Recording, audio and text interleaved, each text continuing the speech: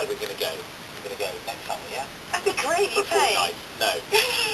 Now, when MP Nadine Dorries' use of parliamentary allowances was scrutinised, investigators found that she'd done nothing wrong, but they did suggest that she might be misleading the public into thinking she spent more time in her constituency than she was in reality. This conclusion was based on the blog which she posts on her constituency website. She's since accepted that what she writes is 70% fiction and 30% fact. But should we expect an MP to have an all-fact approach in situations like these? So, with us are two online bloggers to discuss this. Harry Cole, who writes the Tory Bear blog, and Zoe Margolis, who writes the Girl with the One-Track Mind blog under the pseudonym of Abby Lee. Good morning, thank you for coming in. Harry, what do you think about this? An MP admitting that some of it isn't quite correct? Yeah, well, I think it was a difference between admitting it wasn't quite correct and leaving key details out and changing certain names, as an example, of constituents in order to protect their privacy. Or also, maybe suggesting that you are, you are an MP, people are, insecure to this, and especially if you're a controversial MP, like Nadine Dorries. Now, Nadine has pretty, controversial people think, that's actually her right to do it.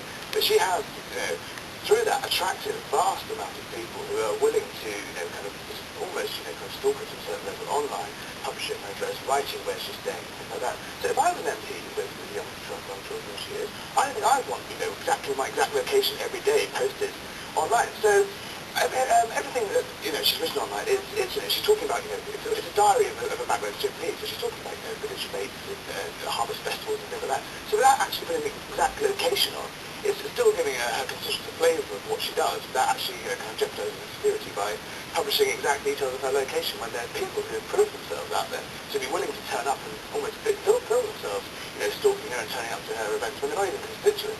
And put them on the internet. I'd be pretty worried. Okay, what about you, Zoe? Do you think she should be telling 100% the truth? I mean, she could, backdate it. She doesn't have to do it when she's there, does she? What do you think? Well, actually, if you look through the blog, you'll find that most of it is backdated. She's talking about events that have already happened, and many people that have a blog do that. They don't state the exact location. There's no location software guaranteeing they're there at that very moment. So I think she has protected her safety. I'm not quite sure that she's upheld the safety and privacy of her constituents, and I think actually it's a bit disingenuous of her to say that she's fictionalising the blog when most of it seems to be quite accurate. She can't have it both ways. If she's going to fictionalise her blog, then how can we believe what she's saying as an MP? It's time war. I've just been looking into her Twitter feed here, and it's quite interesting.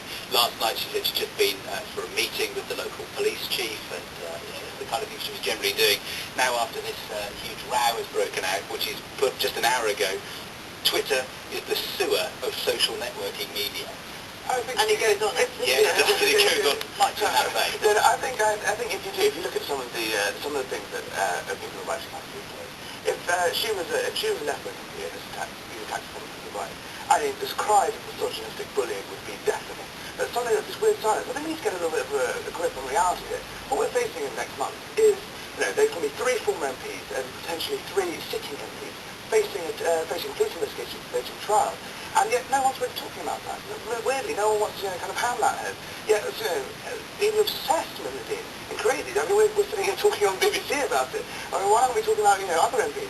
But this isn't a right versus left-wing debate. This is about a member of Parliament representing their constituents effectively online. If you're going to have a blog, yes, and you are a member of Parliament who's been elected to represent your constituents, you have to have accountability and responsibility for what you write.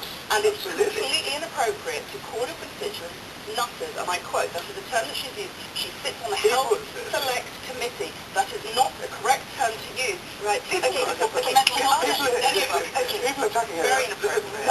98% of people attacking her are not her constituents. That's the thing. She was returned with an increased majority at the last election. By what she's saying, if you're an MP, that's what you're paid to do. Okay. Do you think, and obviously we have free speech, etc. Do you think MPs should be doing this kind of thing? Do you think they should be tweeting? Absolutely. I think they should reach out to their constituents. We elect them to a democratic country. We should be able to see how they're representing our views and our beliefs.